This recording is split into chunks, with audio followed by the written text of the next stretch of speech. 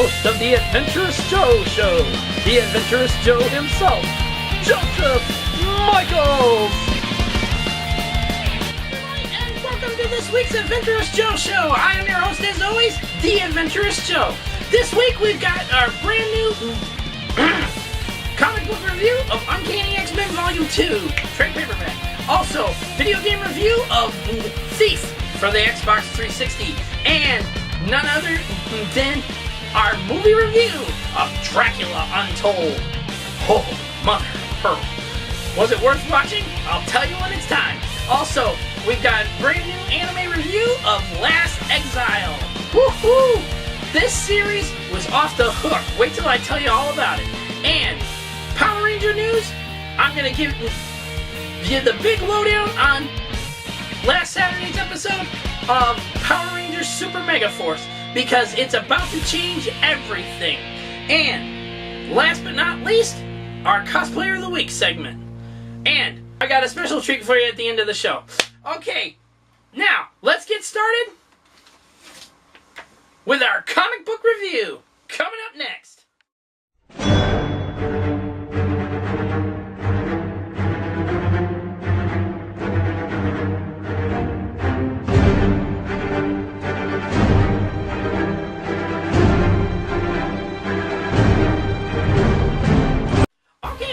It's time now for our comic book review of Uncanny X-Men Volume 2, the trade paperback. Now, this actually came out in hardcover first last year, and it kind of, you had to wait up until almost now to get it. I mean, seriously, in the trade paperback format, they take that long to put out a trade paperback. Anyways, take a look at the artwork. Take a look at this artwork. Now, it varies between issues. I mean, look at this. There, you got it there. Then it's a darker tone here. And then there's some of the covers and concept art.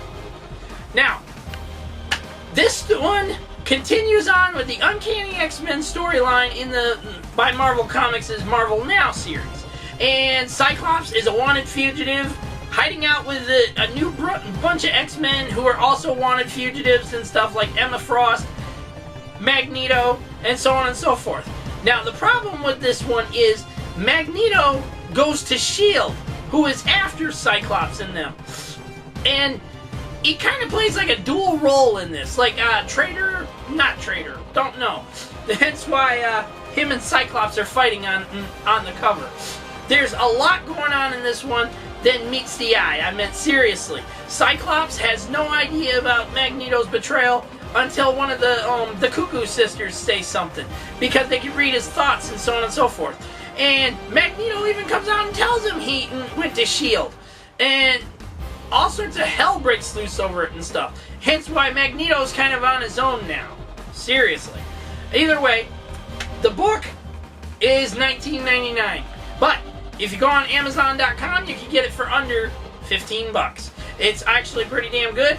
I'm at cover art, the comic itself, trade paperback itself, the comic issues that it's in it, artwork not bad, storyline okay, but either way, my final verdict on it, we're going with an 8 out of 10. One, there's too many plot details here that are being left out. If you haven't picked up the first volume, you're kind of screwed trying to read this one, because you don't know exactly what the hell they're talking about. And another thing, these kids are all coming out of the woodwork with new mutations and stuff like that. All of a sudden, they've got them just like that. And that's because after the whole Avengers vs. X-Men saga thing that took place, Hope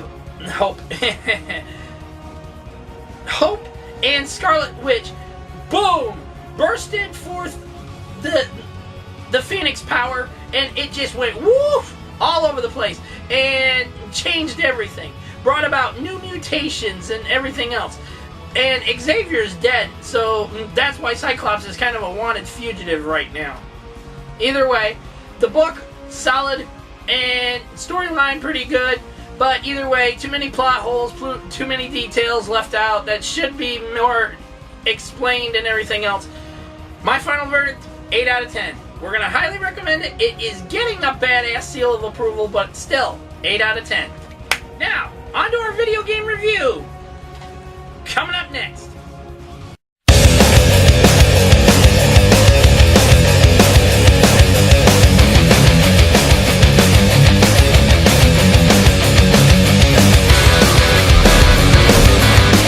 Alright people, it's time now for this week's video game review of Thief for the Xbox 360.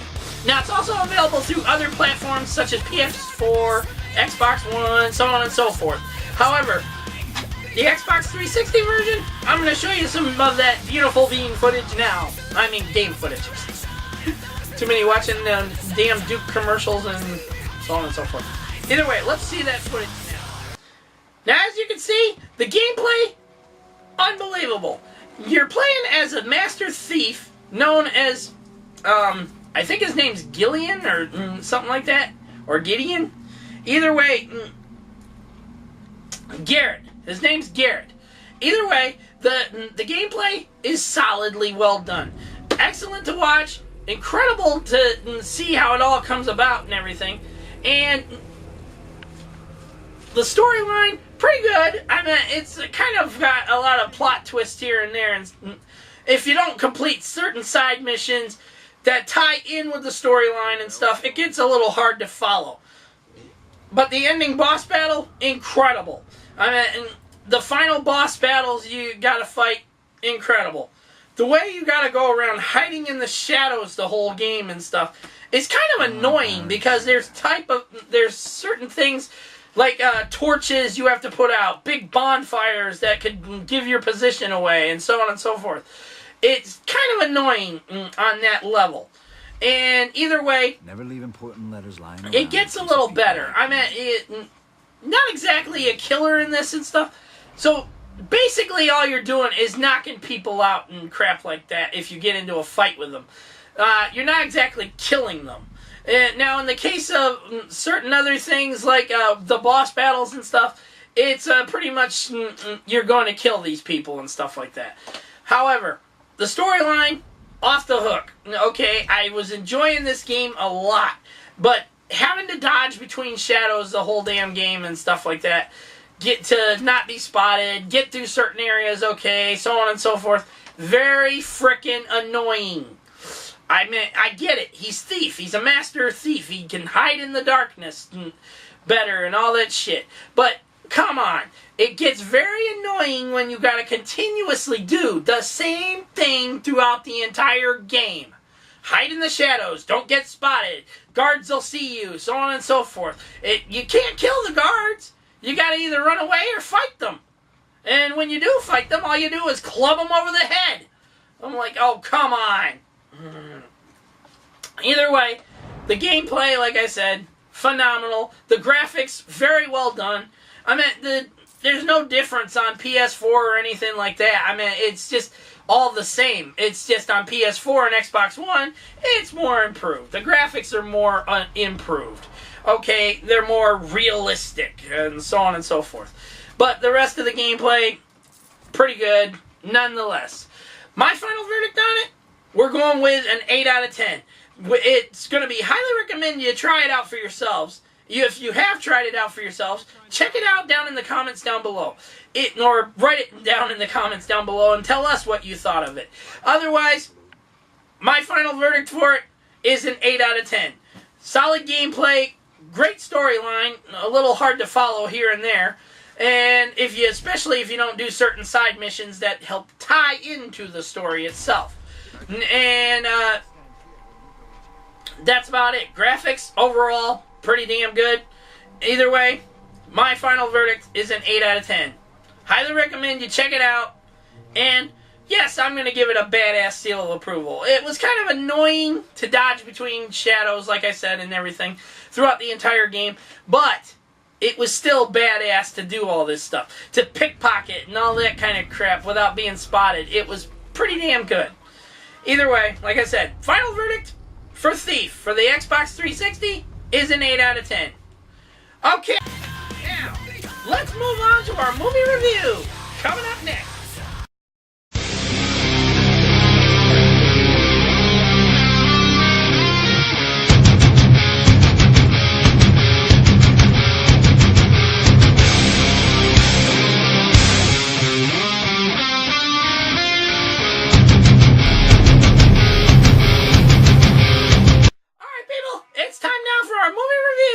Dracula Untold. Now, I watched this film, and I've seen comments from other people and stuff on Facebook. Some of my friends that went and seen it before I did, and so on and so forth.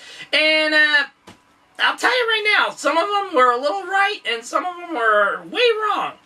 Now, for one, if you didn't exactly follow the whole movie and got lost on certain things or whatever, that's your problem.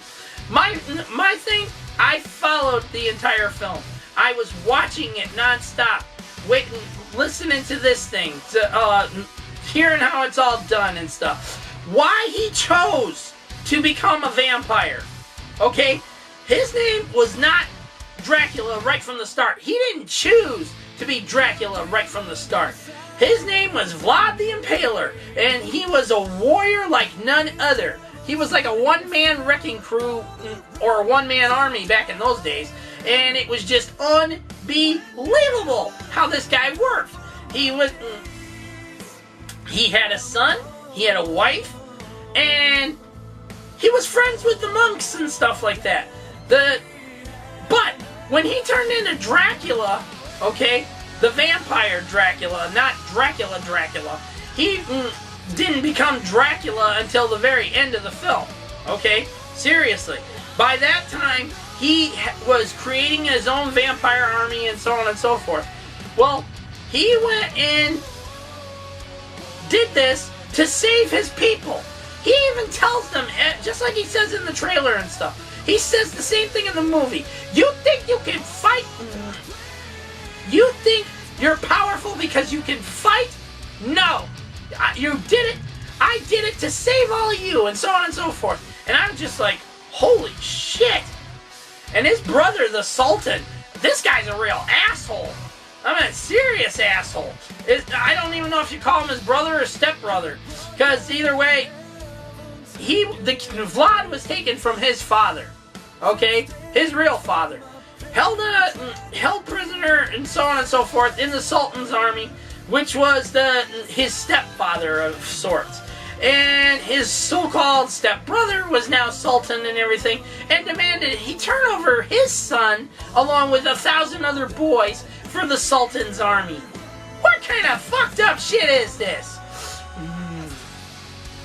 Either way you look at it, Dracula Untold, I loved it. The movie was great. Storyline, very hard to follow if you don't pay attention to everything. And so on and so forth. And my final verdict on it, it's an 8 out of 10. I'm going to just go with an 8 out of 10 on this one. Because, 1, I loved it. 2, I didn't like how his wife had to die and his son's getting kidnapped in order to confront him into a final showdown with the Sultan and everything. He should have killed the motherfucker when he had the chance. Seriously. Wouldn't you have done this? Same thing with the asshole who kills his wife. I mean, come on. It was just unfucking believable how that part turned out. And some of the things a little laughable. Some of them just, like, oh God, why? And the movie in general was pretty damn good. I mean, 8 out of 10, not bad for that, okay? I'm not going to go with a solid 10 out of 10.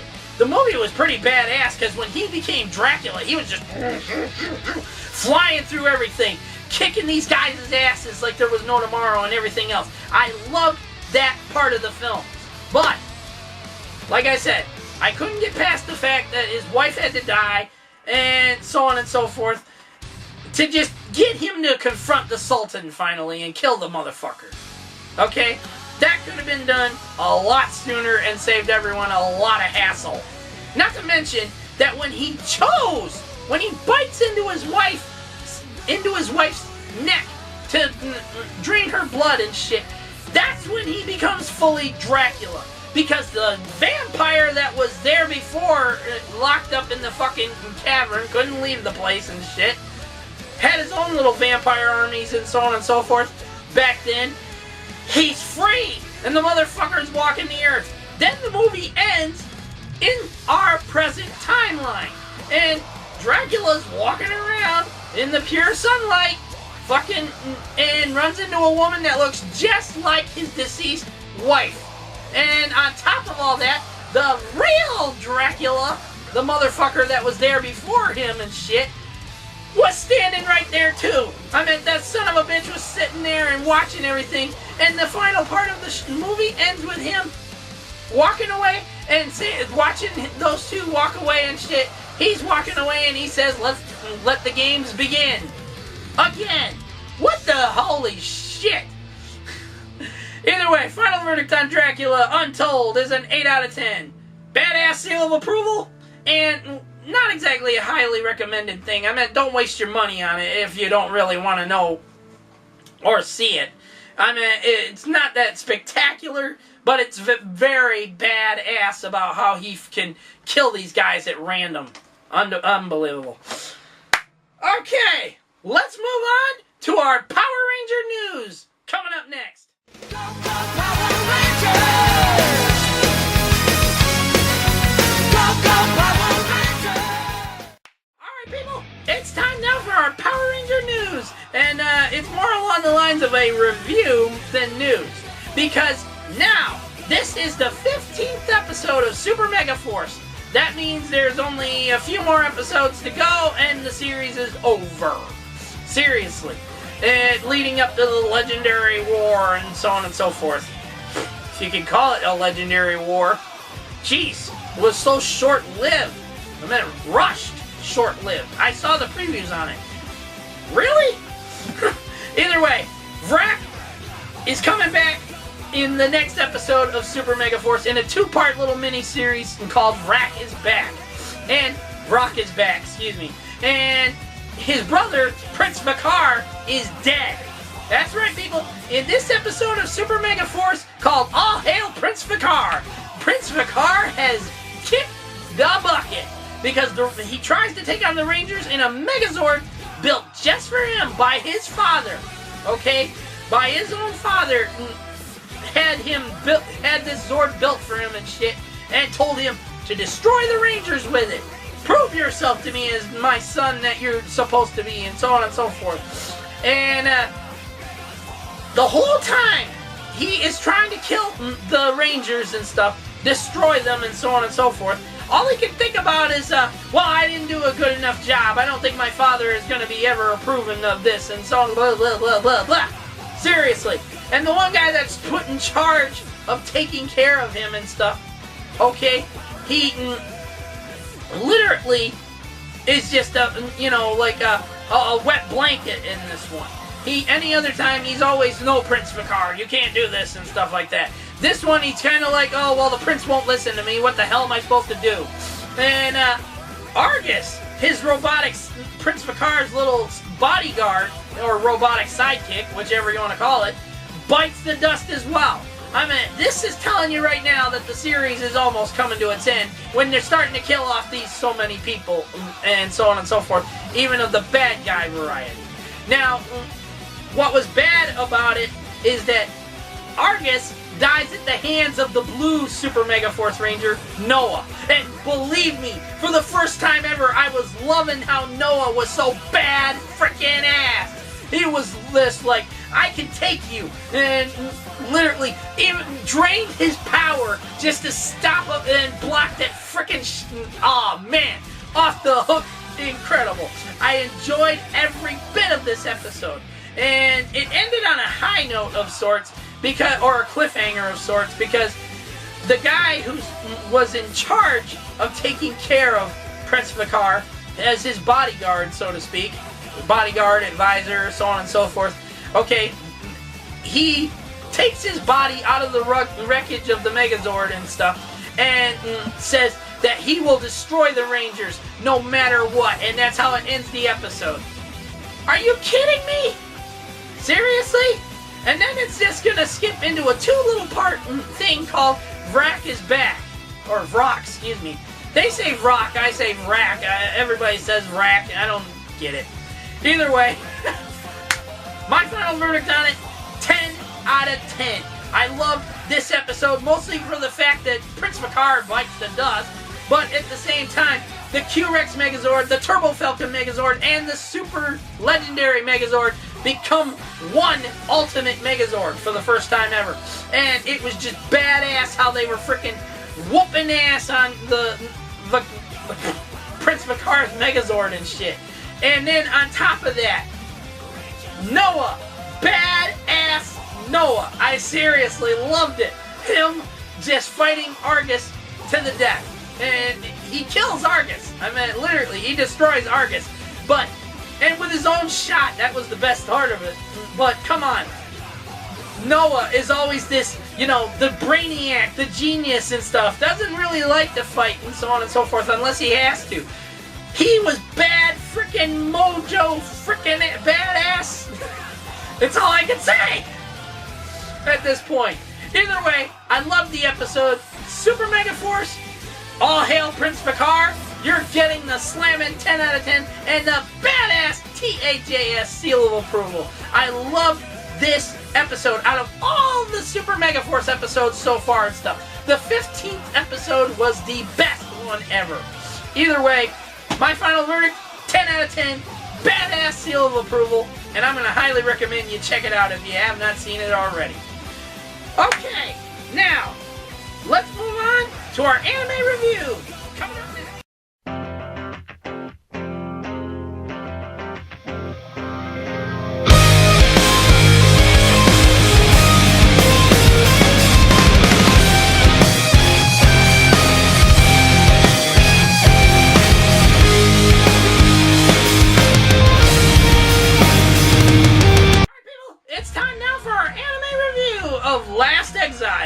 And this series was literally off the chain. I meant steampunk off the chain. This was steampunk like on steroids because the action was so intense. The storyline, incredible. The animation, brilliant. I loved this series so much. And between the great characters, the ones you wanted to root for, to get together, don't get together, so on and so forth, I loved this series. It was incredible. The action, off the hook. Storyline, very well done. The animation, it was beautiful. I mean, in certain ones of the episodes and stuff like that, I was just blown away by the animation. I was loving how this was done. And it all steampunk style. I mean, seriously, that's what it is. Steampunk style kind of anime. Because it's about a boy and a girl whose fathers used to be the best couriers, plane couriers around. They would messenger couriers, whatever you want to call them. Either way, their plane was left in their hands after both their fathers died and stuff. And they work on this plane to continue the courier service and stuff, becoming the best there is at this job and so on and so forth. Well, they end up with a message that gets this one guy killed. And he turns over this little girl to them. And he says, protect her with your life. Get her to this so-and-so person, Captain, what's his name there, and get her there safely and stuff. Well, the two of them are conflicted on what to do because she's a military problem and so on and so forth in their eyes.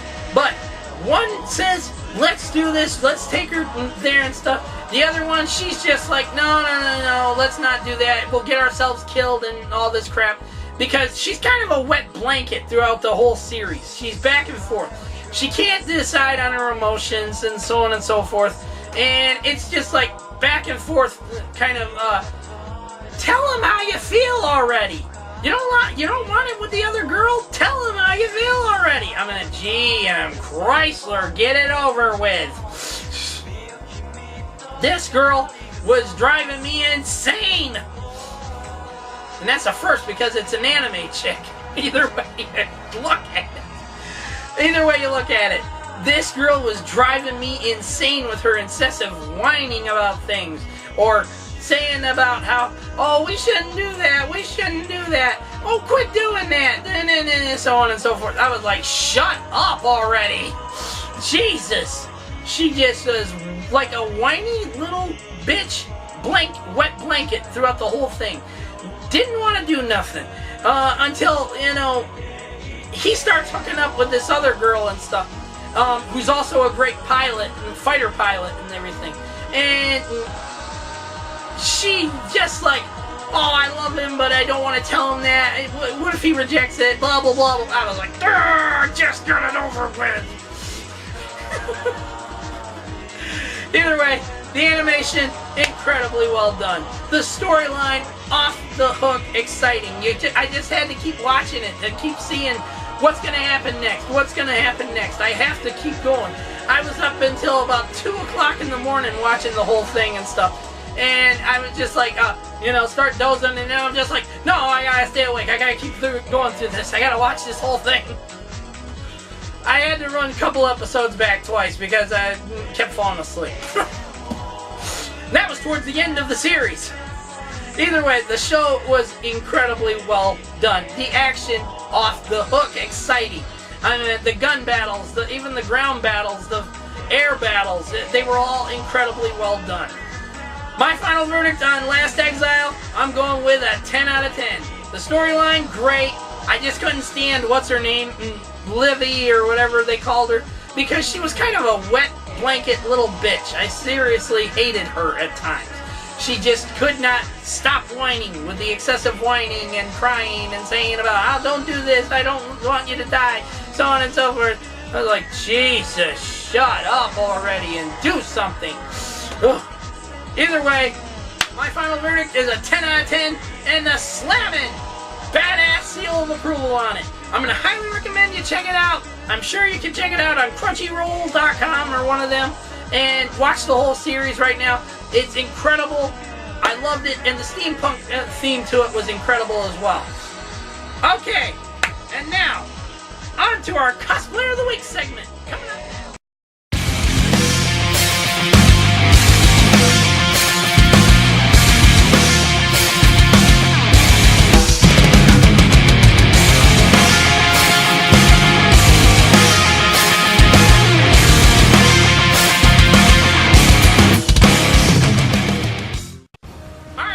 It's time now for our Cosplayer of the Week segment.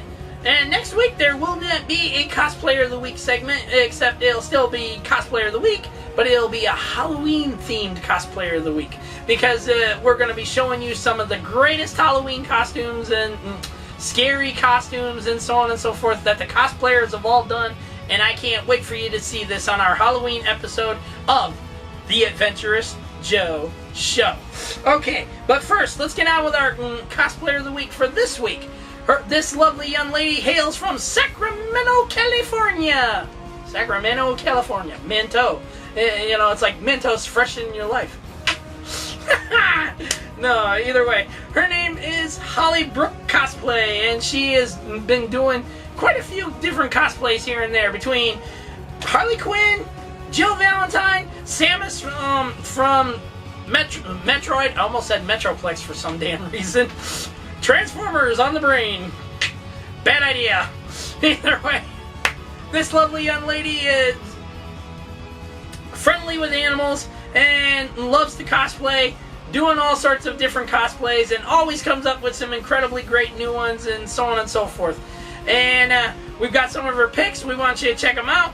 She's also the next inductee to the TAJS Cosplayers Hall of Fame and the newest member to the upcoming Cosplayer Force. I'm going to have a big announcement, like I said, soon. We're going to have an official Facebook page. Excuse me about that. And got tongue-tied there. And it's going to be incredible. It's going to be just for the cosplayers, and the fans can get on there and state their how much they like them and so on and so forth. Getting cosplayers together, bringing them out, one community, let them say whatever they want, put on there whatever they want. It's their force. I mean, it's the cosplayer force, people. It's going to be incredible when it's ready. Either way, this lovely young lady is our Cosplayer of the Week for this week, and we're proud to bring her into the fold of the Cosplayers Hall of Fame and the next member for the Cosplayer Force. So, please welcome your Cosplayer of the Week, Holly Brooke Cosplay. Check out her pics, and we'll see you for the ending part of the show. Enjoy.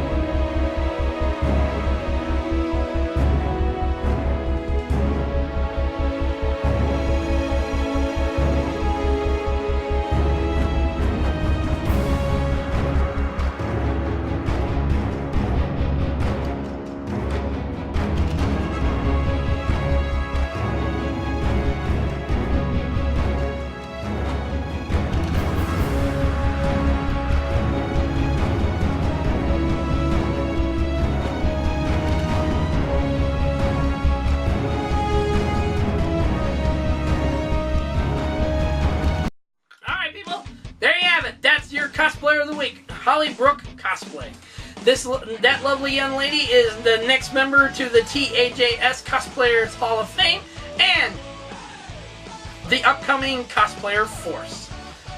Either way, that's it for us here at the Adventurous Joe Show.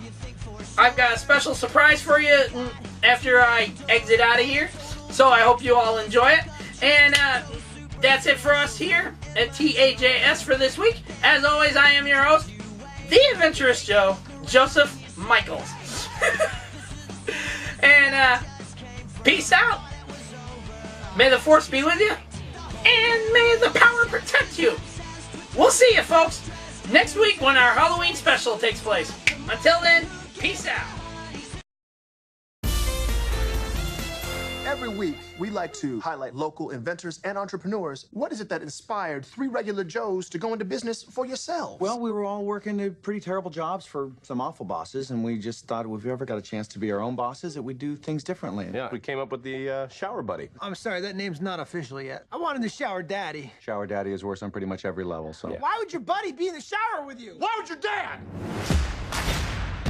There they are. They're my shower buddies. I'll place the initial order of 100,000 units. 100,000 shower buddies. We have finished order in full, and it is ready to be shipped. I'm afraid I'm gonna have to cancel that order. Say cancel? We have our own new product, the Shower Pals. Better name, It is a better name.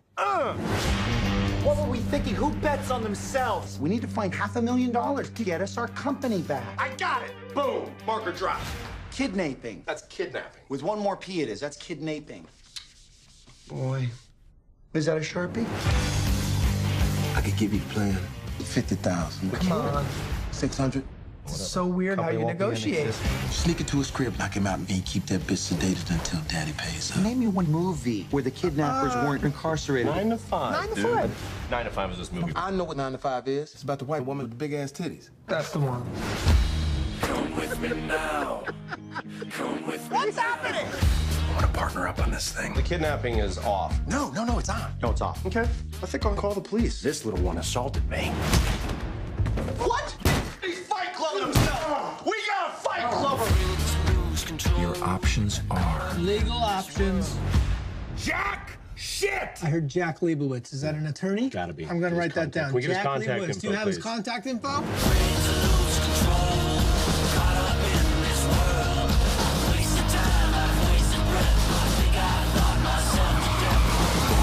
Who you texting? texting my lady. I don't check in. She goes crazy. I didn't know you were seeing someone. Yeah. That's great. Sex addiction that we cannot change. Sex addiction? Found this gentleman out in your hall. Would you like to share with us? Just been getting together with the guys, chugging one after the other. He thinks it's an AA meeting. So your sexual addiction, it's homosexual in nature. My sex addiction is, and then what did you say?